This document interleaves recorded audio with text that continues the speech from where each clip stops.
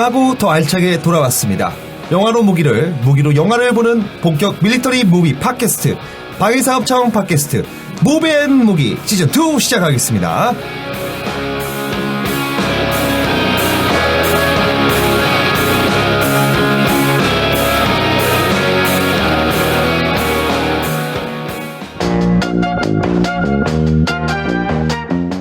네, 안녕하세요. 반갑습니다. 돌아온 무비앤무기 시즌2 4회 문을 열겠습니다. 저는 개그맨 황영진입니다. 네, 저는 한길입니다. 네, 오늘은요, 3회에 이어서 이번 반응이 너무 좋아서 또 모셨습니다. 양욱 국방안보포럼 연구위원님 모셨습니다. 안녕하세요. 예, 안녕하십니까. 네. 거침없으셨어요, 3회 때 아주. 예. 저희가 준비할 게 따로 없어요. 네. 몸만 와도 됩니다. 네. 지식이 대단합니다. 평소에 관심이 많으신 겁니까? 아니면 돈 때문에 하시는 겁니까? 예, 돈 때문에 하고 있습니다. 여기 별로 많이 안 주시는 것 같은데. 좋습니다. 3회 때는 저희가 이제 감시책에 대해서 얘기했는데 대단한 얘기들이 많이 나왔습니다. 여러분들 못 들으신 분들 꼭 들어주시고요. 오늘 주제는, 제가 좀 관심 있어 하는 주제입니다. 오늘 주제는 정말 무서운 무기죠. 대량 살상 무기에 대해서 얘기를 좀 하도록 하겠습니다. 오늘은 이 대량 살상 무기의 위험성과 이를 방어하기 위한 무기체계에 대해 이야기를 해보도록 하겠습니다. 우리 밀리터리 초보분들이 많이 들고 계시거든요. 간단하게 설명을 좀 부탁드리도록 하겠습니다. 예, 일단 대량 살상 무기라고 하면 우리가 아주 대표적으로 생각하는 게 핵폭탄 생각하죠. 그죠. 원자탄, 핵폭탄. 예. 이런 이제 핵무기라든가 안 그러면 이제 생물학 무기 아니면 화학 무기. 화학 무기. 예. 이런 것들은 이제 순식간에 수만 명의 인원을 살상할 수 있는 그런 능력을 가졌으니까요. 이렇게 짧은 시간 안에 많은 인명을 살상할 수 있다라고 그래서 WMD, Weapon of Mass Destruction이라고 얘기를 합니다. 좋습니다. 예, 그래서 이제 이러한 무기들은 워낙 이제 파괴력도 심하고 그다음에 사람을 갖다가 예를 들어서 민간인, 군인 할 거 없이 사람을 살상을 하기 때문에 이건 국제적으로 막아야 된다라고 해서 여러 가지 조약들을 통해서 이런 것들을 막고 있습니다. 네네. 대표적으로 이제 핵 확산 금지 조약, 그러니까 NPT라고 부르죠. 네네. 이런 조약이 있고 생물 무기 금지 조약, 그래서 BWC (Biological Weapon Convention) 이런 게 있고 안 그러면 미사일도 사실 이제 대량 살상 무기입니다. 그래서 이제 MTCR이라고 해서 미사일 테크놀로지 컨트롤 레짐 이런 것들이 이제 존재를 하고 있습니다. 시원스쿨 다니십니까? 발음이 너무 좋으시네요. 아니 근데 대량 살상 무기가 이라크 전의 명목상 이유가 되기도 했었죠. 그렇죠. 네, 그런 영화가 있죠? 2003년도에 이제 조지 부시 전 미국 대통령이 이라크 침공했을 때 WMD 때문에 침공을 했는데 그걸 소재로 한 영화가 제이슨 본 시리즈 만들었던 폴 그린글래스 감독의 그린존이라는 작품입니다. 그때 이 생화학 무기를 쓴 건가요? 생물 발견하지 못했죠. 네, 영화 속에서도 이제 생활 무기를 발견하기 위해서 맷 데이먼 고문문자였는데 알고 보니까 그게 굉장히 불편한 진실이었다라는 게 이 영화의 줄거리입니다. 네. 이 영화는 그게 주가 되나요? 어떤 말씀은? 이 생화학 무기. 그러니까 생화학 무기를 찾는 게 이제 영화 속의 내용인 거죠. 자기는 생화학 무기 때문에 전쟁에 참가했다고 믿고 한 군인인데 알고 보니까 이게 전쟁을 일으키기 위한 그냥 하나의 수단이었다는 게 밝혀지는 거죠. 나중에. 네. 좋습니다. 핵무기의 위험성과 관련 영화에 대해서 좀 얘기를 좀 하고 있는데 구체적으로 몇 가지 대량 살상 무기를 달아보도록 하겠습니다. 우리가 잘 아는 핵폭탄이 대량 살상 무기에 속하고 있는데 핵폭탄이 등장하는 영화 저는 진주만. 진주만은 아니에요. 나오죠. 미사일인가요? 네. 진주만 때까지만은 진주만 공습이 일어난 1941년 12월 7일까지만 해도 핵폭탄은 세상에 없었습니다. 네. 그런 영화가 뭐가 있을까요? 제일 처음 핵폭탄을 쓴 2차 대전 때를 표현한 영화가 의외로 히어로 영화인데요. 엑스맨 시리즈에 나왔던 울버린이 주인공이었다. 맞아요. 네, 더 울버린에서 울버린이 포로가 됐는데 거기 그 장면에 나가사키 핵폭탄을 투하하는 장면. 지하 벙커로 막 들어가잖아요. 우물 속에 숨죠. 네. 근데 울버린은 죽지 않죠. 핵을 맞아도. 네. 어쨌든 이제 나가사키 핵폭탄 떨어지는 역사적 배경하고 이제 히어로물하고 이제 크로싱 오버한 케이스고요. 그때 보니까 영화 속에서 어마어마한 바람과 막 막 폭발이 일어나는데. 핵폭탄 처음 나오면 이제 핵 폭풍도 일어나고 엄청난 열기, 사람이 녹아내는 그런 얘기도 있잖아. 핵 전쟁이 만약에 일어나면 제일 행복한 사람은 핵에 떨어지는 그 자리에 있는 사람이라고. 왜요? 아무 생각 없이 그냥 녹아버린다고 하더라고요. 그 정도에 대단하네요. 기록 사진을 봤는데 히로시마에 떨어졌는데 그림자가 남았더라고요. 그 너무 고열이라서 그 죽은 사람의 그림자가 실제로 그 아스팔트에 남아 있고 한데 그 핵 전쟁의 위험성을 그린 영화들이 많지만 뭐 그날 이후 이런 작품들을 보면은 그 핵이 터지고 나서 중심부에서 조금씩 멀리 떨어져 있는 사람들이 굉장히 불행해요. 방사능에 노출돼서 내치료에 막 방사능 피폭으로 죽어나가는 그 고통을 다 그 감내하면서 죽어가거든요, 결국은. 근데 오히려 그 아까 제가 말씀드렸듯이 핵전쟁이 정말 일어났을 때 오히려 죽을 거라면 차라리 제일 행복한 사람은 핵이 떨어지는 그 자리에 있는 사람. 그만큼 대단한 위력이다. 그렇죠. 그리고 또 영화 위력이죠. 네, 또 영화 속에 또 있죠. 미션 임파서블에도 또 나오고 많죠. 뭐 굳이 구분하자면 그냥 투발 수단 핵을 어떻게 떨구냐, 핵을 어떻게 이제 그 폭파시키냐에 따라서 이제 그 영화 소개를 해드리자면 그 최근에 뭐 북한에서 SLBM 그 잠수함에서 발사하는 그런 핵무기. 근데 이제 그런 걸 다룬 영화가 이제 그 해리슨 포드가 주연했던 K-19이라는 작품이 있고요. 그 다음이 이제 대표적인 그 잠수함 영화죠. 크림슨 타이드란. 거기서 그 USS 알라바마에서 핵미사일을 발사할 거냐 말 거냐. 약간 요런 것들. 그 다음에 아까 얘기했던 미션 임파서블 4 보면 ICBM이 나옵니다. 그 대륙간 탄도미사일이 있는데 네네. 그 미션 임파서블 4에 보면 그 대륙간 탄도미사일을 막기 위한 그 IMF 첩보위원들의 그 활약이 나와 있고요. 그 역시 또 히어로 영화에 또 나오는데 엑스맨 아포칼립스에서도 나옵니다. 그 최근에 개봉했는데 그 아포칼립스가 그 ICBM을 다 우주로 날려버려요. 왜냐하면 그 아포칼립스라는 캐릭터 자체가 네네. 그 이제 신이잖아요. 네네. 오리지널 그 첫 번째 히어로인데 네. 자기가 이제 잠들어나서 깨어나고 난데 인간들이 막 핵무기를 개발하고 자기의 권위에 도전한다고 해서 열을 받아요. 그래서 자기의 그 초능력을 이용해서 ICBM을 다 우주로 날려버립니다. 강제로 지구를 비핵화 시켜버립니다. 네. 아이고, 네. 좋은 현상입니다. 네. 그쵸? 뭐 단순하게 비핵화로 봐서 뭐 아포칼립스한테 노벨 평화상을 줘야 된다는 그런 음모도 있었습니다. 네. 그 다음에 뭐 공중 발사 순항 유도탄 이런 거는 007 시리즈도 나오기도 했고요. 네. 그 외에도 뭐 그냥 지상에서 터트리는 그런 핵무기, 브로큰 에로 같은 작품, 뭐 피스메이커 그런 영화에도 굉장히 많이 나와 있어요. 핵무기는 영화 속에 많이 또 등장을 했었네요. 그렇죠. 뭐 네. 이제는 뭐 시각적으로 보여지는 효과도 있기 때문에 뭐 영화 속에서 단골 소재로 등장하긴 합니다. 네. 그 아까도 말했지만 그 히로시마하고 나가사키에 핵무기 공격을 했었잖아요. 그 위력이 얼마나 그 무서운지 그 사실 저는 그 보지 못해서 짐작을 못 하겠는데 실제로 핵무기가 어떤 식으로 그 위협을 가하는지 요즘 우리 양욱 위원님이 좀 부탁을 좀 드리겠습니다. 네, 일단 이제 핵무기는 이제 뭐 여러 가지 세대 구분할 수 있는데 1세대 핵무기가 원자탄입니다. 우리 원자폭탄이라고 많이 들어보셨죠? 그 위력이 대단했나 봐요. 예, 그러니까 그 분열을 통해서 이제 굉장히 고열과 이제 이런 네. 것들을 에너지를 내면서 이제 사람을 살상을 할 수 있는 능력이 있는 것이고요. 그래서 이제 보면은 그 히로시마 나가사키에 떨어졌던 게 이제 원자탄입니다. 두 개인가 떨어졌죠? 예, 히로시마가 나가사키에 각각 한 발씩 떨어졌는데. 와, 그 정도의. 예. 네. 그래서 이제 보면은 이제 각각 14킬로톤하고 21킬로톤 정도의 이제 그 이제 킬로톤이라고 얘기하는 거는 이제 폭발물 위력을 얘기하는 겁니다. 네네. 보통 이제 그 톤수 얘기할 때 TNT 1톤의 폭발력, 그러니까 PNT의 폭발력을 비교를 해서 이제 킬로톤 이제 얘기를 하는 거거든요. 그래서 네네. 20킬로톤이면은 이제 예를 들어서 그 TNT 2만 톤을 터뜨렸을 때 파괴력이라고 보시면 되는 겁니다. 그래서 이제 뭐 예를 들어서 뭐 한 20킬로톤 정도 폭탄을 터뜨렸다 그러면 일단 한 600m 반경 안에는 아무것도 없어지고요. 아무것도 없어지고 그다음에 아무것도 아무것도 다 녹아버린다는 거죠. 다 녹아버립니다. 600m 반경. 그다음에 한 1.7km 정도가 되면은 소형 건물은 그냥 파괴가 돼버리고요. 이제 한 4.7km 정도 반경 안에서는 건물이 손상이 되고, 그 다음에 이제 그 다음부터는 사람이 이제 열상, 화상을 입는 게 가장 이제 힘든데, 네. 예를 들어서 우리 뭐 이제 한 3도 화상만 되면 사람이 거의 좀 살기 그렇죠. 어렵다라고 그렇죠, 얘기하지 그렇죠. 않습니까? 이제 4도 화상이, 이제 4도가 제일 높은데 4도 화상이 2km 정도 지역에 있는 사람까지는 4도 화상.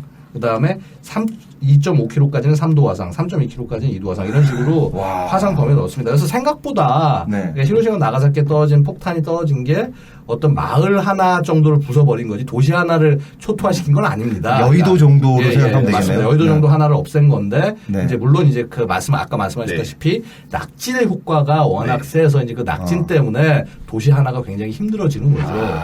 그 되게 그 사이트가 하나 있는데 네. 역사상의 유명한 핵폭탄들을 도시에 대입해서 어느 정도 피해 효과가 있는지를 지도상으로 보여주는 사이트가 있어요. 네네. 예를 들어서 뭐 히로시마에 떨어졌다 뭐 펜맨이다.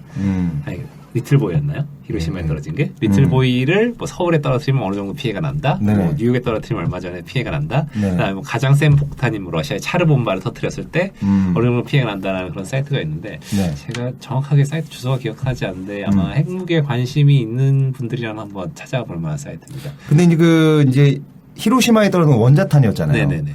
근데 지금은 그거보다 몇 배 더 화력이 대단하죠? 핵폭탄이. 뭐 핵폭탄 경쟁이 한창 심했던 60, 70년대에 러시아의 차르본바라는 핵폭탄이 있었는데 그건 제가 알기로는 50만 메가톤. 50메가톤. 50메가톤. 그 몇 배예요? 지금 히로시마 원자탄. 나가사키에 거의 몇 배죠 그럼? 그럼 뭐 한 2,000배 정도 그렇죠. 2,500배 정도 되죠. 참고로 한 나라가 없어질 수도 있겠네요. 잘못하면. 그게 제가 알기로는 서울시청에 떨어지면 경기도가 초토화되는 걸로 알고 있습니다. 네네.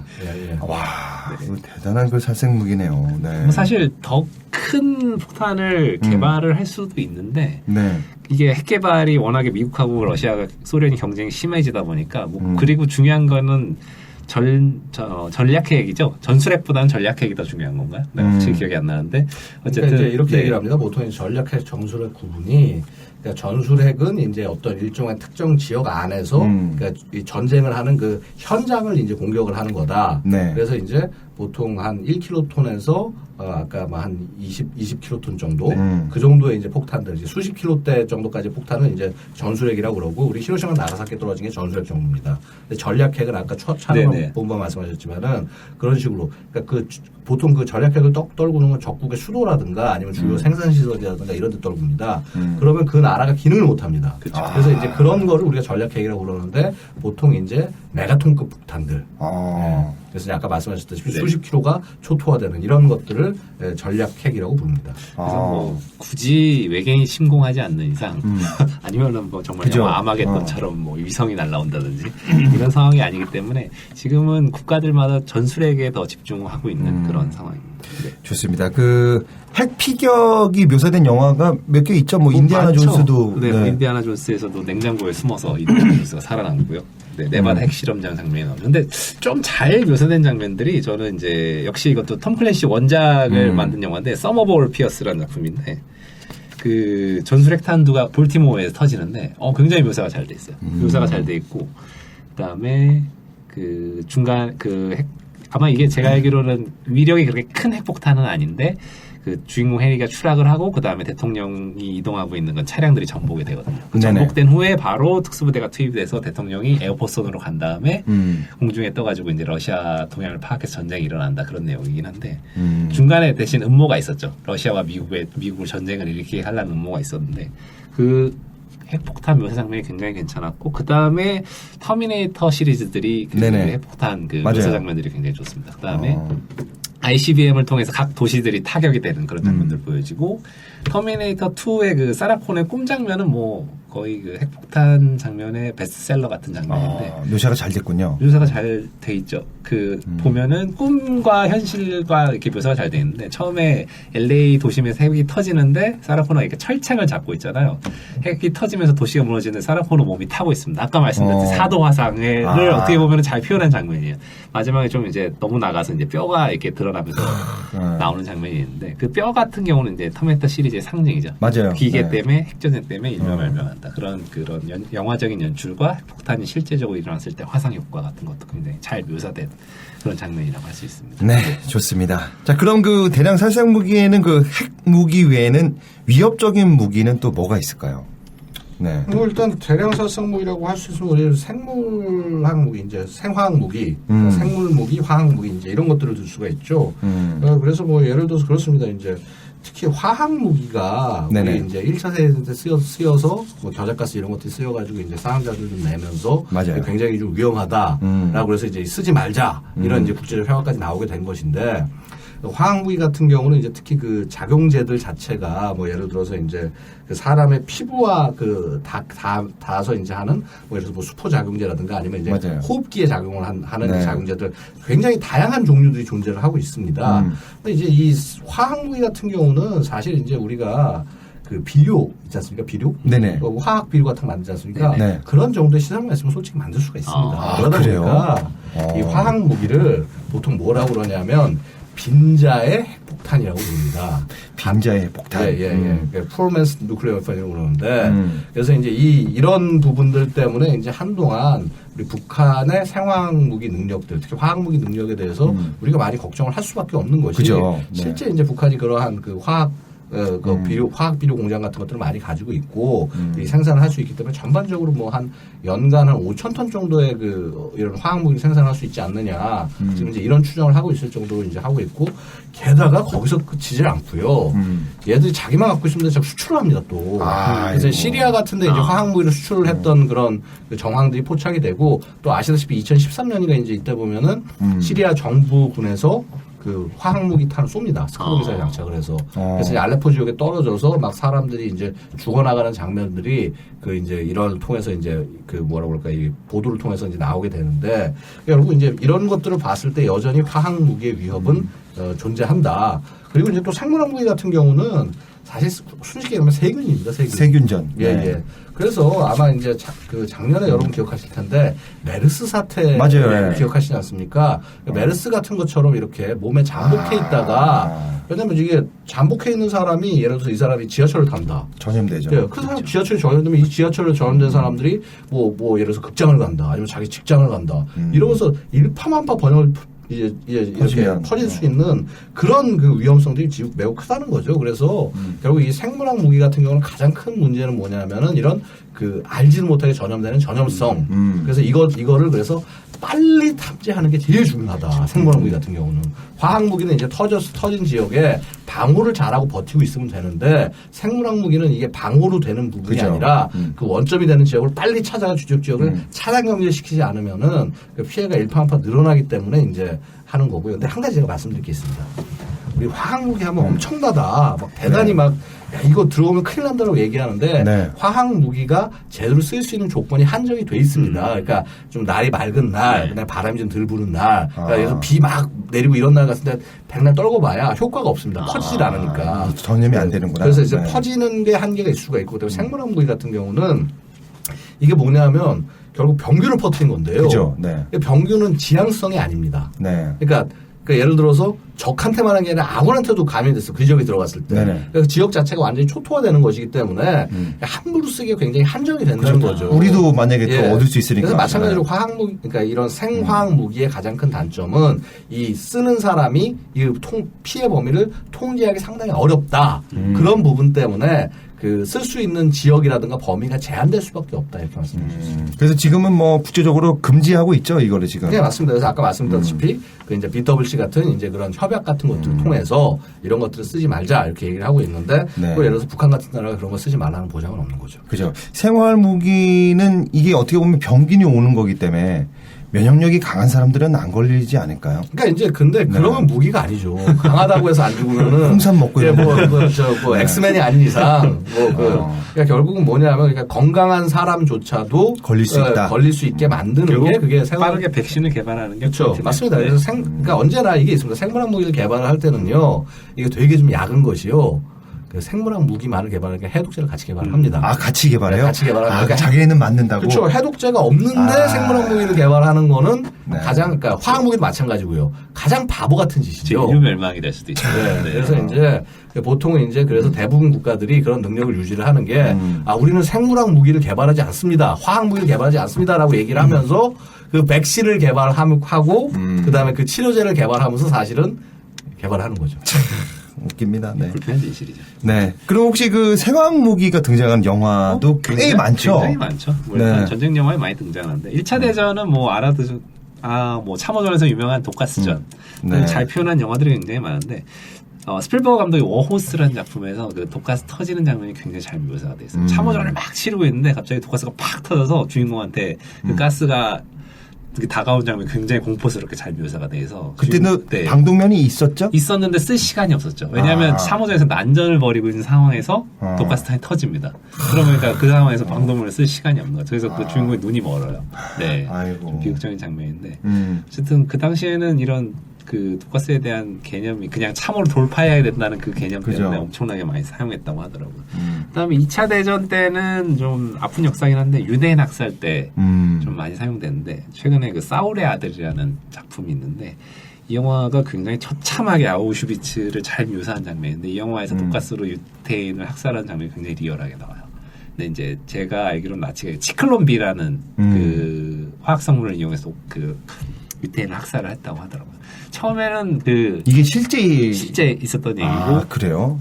왜냐하면 이게 국가적으로 이렇게 수용소를 지어서 학살 행위를 한 케이스가 드문 유일합니다, 나치가. 그죠, 네. 왜냐하면 이게 뭐 일본이 난징 대학살 이런 거는 거의 뭐 전쟁이 끝나고 뭔가 이렇게 약간 흥분된 상태에서 우발적으로 일어나고 약간 이런 것들이긴 한데. 이렇게 국가에서 시설을 세우고 어떻게 하면은 효과적으로 죽일 수 있을까를 개발을 해서 하는 케이스가 했는데 돈을 안 들이면서 제일 잘할 수 있는 그 화학 무기가 치클론-B였다고 하더라고요. 아. 네. 그래서 치클론-B가 대량적으로 사용이 됐었고 최근 영화 보면은 이제 더럭이라는 작품에서 잘 나왔죠. VX 로켓이 나오는데 이게 제가 알기로는 실제로 배치된 로켓인가요? VX 로켓이? 그러니까 이제 그게 그 유사한 것들이 있긴 있었는데 네. 이제 그게 다 폐기를 했습니다. 예. 영화 속에서 등장하고 또 히어로물에도 좀 비슷하게 등장하는데 네네. 그 크리스토퍼 놀란의 배트맨 비긴즈 보시면 이제 사람한테 이렇게 환상을 보여주는 가스가 나오잖아요. 영화 보시면. 근데 환상을 보여주는 그렇죠. 가스. 어떻게 보면 이것도 또 하나의 화학 무기 하나의 종류죠. 그죠. 근데 이제 물 속에 숨겨져 있다가 그 단파 반열기를 이용해서 물을 싹 없애니까 그 가스가 분출돼서 사람들이 그 공포의 환상에 쌓이게 된다는 그런 화학전을 잘 묘사한 히어로물이라고 볼 수 있습니다. 네. 예전에 그 뭐 어디 그 중국 영화에서는 주성치 감독님이 네. 그 가스인데 웃음가스라고 해서 그거를 먹으면 계속 웃게 되더라고요. 네네. 근데 첫 번째 나오더라고요. 그런 말도 안 되는 영화도 있는 것 같습니다. 그리고 네. 또 제가 알기로는 747 부대가 이런 거를 연구했던 막 그런 부대죠. 그쵸, 일본. 그렇죠. 네. 뭐 그러니까 뭐 741 부대에서 굉장히 다양한 이제 인체 실험을 하고 이제 이런 부분들이 나중에 알려지면서 이제 굉장히 이제 문제가 많이 됐었죠. 이제 그만큼 그렇게 그 어떤 당시 일본군의 그 어떤 만행들 같은 것들을 보여주는 이제 그런 걸 볼 수 있겠습니다. 좋습니다. 그래 그러면 혹시 그 요즘에 그 좀비물 영화가 많이 등장하지 않습니까? 네네. 뭐 그것도 일종의 그 바이러스라고 볼 수 있지 않습니까? 뭐 생화학무기라고 볼 수 있는 그쵸? 거고. 네, 이제 뭐 장르상으로는 가능한데 이게 뭐 현실적으로 좀 어렵지 않을까? 좀비가 없죠, 솔직히. 이게 제가 알기로는 아프리카 신화에서 나오는 걸로 알고 있거든요. 부두교 신화에서 나오는 처음 등장하는 걸로 알고 있는데 그동안 이제 대중문화를 거치면서 여러 가지 형태로 변형이 됐습니다. 좀비가. 그러니까 죽은 자가 살아난다에 대한 공포는 다 갖고 있잖아요. 사실 뭐 중국의 강시랄지 이런 것도 다 좀비 일종인데 어떻게 보면 죽은 자가 살아나는 거니까 뱀파이어도 좀비 일종이고 기본적인 베이스는 근데 구미호도 그렇고 그렇죠. 그렇죠. 근데 이제 우리가 흔히 클리셰처럼 알고 있는 이렇게 막 살이 떨어져 나가고 이렇게 슬슬 이렇게 걸어가는 그런 좀비의 캐릭터들은 사실 60주년대 그 호러 영화들에서 그 이미지가 클리셰처럼 계속 이어지면서 이제 나온 거거든요. 그다음에 최근에 거기에 뛰는 느낌의 좀비. 옛날에는 시체가 그냥 걸어다닌다. 맞아. 했는데 영화 28일 이후에는 좀비가 뛰기 시작합니다. 뛰고 뛰기 빠르고. 시작하니까 더 공포스러워지잖아요. 그죠. 도망갈 데가 점점 없어진다라는 그런 느낌을 주기 때문에 어쨌든 좀비 영화 속에서 묘사되는 좀비들을 보면은 이제 뭐 정부의 그런 아까 얘기했듯이 화학 실험이랄지 뭐 생화학물 실험에 의해서 시체가 죽었는데 그게 바이러스화돼서 다시 시체가 깨어나서 사람들을 물면은 그게 전이가 된다. 그러니까 전이에 대한 공포 이게 좀비가 대중화된 요인 중 하나가 80년대 에이즈에 대한 공포가 굉장히 컸습니다. 네. 그러니까 뭔가 에이즈는 이제 성관계를 통해서 많이 걸리게 되잖아요. 그런데 그 무는 행위가 약간 성관계에 대한 그런 유사적인 요소들이 있다 해서 좀비물들이 그 당시에 굉장히 많이 나오기도 했어요. 네. 부산행도 어떻게 보면 이런 바이러스성 그쵸. 영화 속에서 보면은 이제 뭐 직접적으로 묘사되지는 않지만은 그 공유가 그 투자를 도와줬던 기업에서 뭐 그런 잘못된 그 물질이 반출이 돼서 좀비 사태가 일어났다. 뭐 그런 내용들이 있죠. 부산행 한번 간단하게 어떠셨는지 한번. 뭐 저는 뭐 괜찮은 장르 영화라고 봅니다. 한국에서. 네네. 왜냐하면 이게 월드워 뭐 이게 그 제가 뭐 항상 말씀드리지만 영화는 그 뭐 국방도 마찬가지지만 어른들의 사정이 굉장히 중요합니다. 왜냐하면 이 돈이 들어가기 때문에. 근데 월드워지 같은 경우는 헐리우드에서 2천억 원을 들여서 만든 영화. 2천억 원. 그렇죠. 그다음에 부산행 같은 영화는 제작비가 86억입니다. 그렇다면은 좀비를 표현하기 위해서 효과적으로 어떻게 할 것인가? 잘 만들었네요. 네. 월드워치는 들어간 돈이 있을 만큼 전 세계적으로 스케일을 보여주지만 부산행은 KTX에 딱 몰아넣습니다. 이게 굉장히 좋은 선택이에요. 어떻게 잘한 것 같아요. 머리 네. 좋고 내가 잘할 수 있는 걸 확실히 보여줄 수 있는 게 더 좋은 영화라고 봅니다. 왜냐하면 영화라고 해서 무조건 크게 보여주고 스펙타클하고 보여주는 건 전 좋다고 보지 않거든요. 이게 단적으로 잘못된 게 저는 비교하자면 인천 상륙작전인데 후반에 CG가 좀 굉장히 어색해요. 사실 인천 상륙작전 상당히 대규모 상륙작전인데 인천 상륙작전. 그래서 그 CG를 올바르게 표현하려면 제 생각에는 그거를 올바르게 표현할 거면 선택과 집중을 좀 더 할 필요가 있는데 그죠. 그거를 넓은 화면으로 다 보여주고 이러다 보니까 어색한 장면이 나오는 거예요. 그렇죠. 네. 네. 그래서 저는 부산행은 그런 선택과 집중을 굉장히 잘한 상업 영화라고 봅니다. 네. 아니 우리 양욱 위원님, 예. 좀비는 현실에서 존재하기가 어렵죠? 어떻게 보십니까? 기본적으로 이게 사람이 죽는다라는 것은 모든 이 신경계통이나 이런 것들이 그야말로 정지하는 상태인데 네네. 그거를 되살리는 게 불가능하죠. 그래서 이거는 뭐 의학적으로나 과학적으로나 전혀 불가능한 얘기라고 보이고요. 근데 다만 이제 아까 표현하셨듯이 사람이 갖고 있는 이런 공포들 그런 것들을 이제 키우는 건데 근데 사실 그렇지 않습니까? 우리가 좀비라고 사람들을 갖다 이렇게 저 비난을 할 때 그런 거 아니까 생각 없이 얘기하거나 생각 없이 그냥 무조건 따라가는 거. 그러니까 일종의 이제 그 자기 주체적인 그런 어떤 생각이라든가 행동 없이 하는 것들을 어떻게 보면 그게 실제 살아있는 좀비라고 할 수 있겠죠. 네. 그죠. 그리고 죽은 사람에게 바이러스가 들어갈 수가 없죠. 그렇죠. 왜냐하면 바이러스는 네. 살아있는 생명체가 그거 여기서 양분을 뺏어 먹어야 되는데 그렇죠. 죽은 데 들어가서 뭘 뺏어 먹을 게 뭐가 있다고 하겠습니까? 그래서 결국은 이제 이 바이러스라는 것은 뭐 이게 뭐 영화에서 나오는 뭐 T바이러스 뭐 이런 것들은 그쵸. 거의 뭐 네. 불가능하다 보시면 되겠습니다. 좋습니다. 저희가 지금 대단한 대량 살생 무기에 대해서 얘기를 하고 있는데, 일부러 여기서 마무리를 좀 짓고, 이제 2부에 대해서 더 대단한 이야기를 좀 나눠보도록 하겠습니다. 이 대량 살생 무기의 위력, 그걸 방어하기 위한 무기 체계에 대해서 2부에서 나눠보도록 하겠습니다. 1부 마무리 직전에 퀴즈 좀 얘기해 주시죠. 알겠습니다. 화생방 정찰을 위한 군용 차량으로 내년부터 원거리 탐지와 화생방 작전이 지원이 크게 향상된 신형 차량으로 전력화되는 이 무기체계 이름은 무엇일까요? 네. 요거 좀 어려울 것 같으니까 그러니까요. 좀 보기를 좀 드려야 되지 않을까. 보기요? 보기 갑자기 1번 람보르겐. 네. 2번 험머. 3번 화생방 절찰차. 네, 이렇게만 좀 드려보도록 하겠습니다. 이거 어디다 페이스북으로 쓰면 되죠? 네. 네. 여러분들 그 방위사업청 페이스북으로 네, 정답을 알려주시면은 저희가 소정의 상품을 드립니다.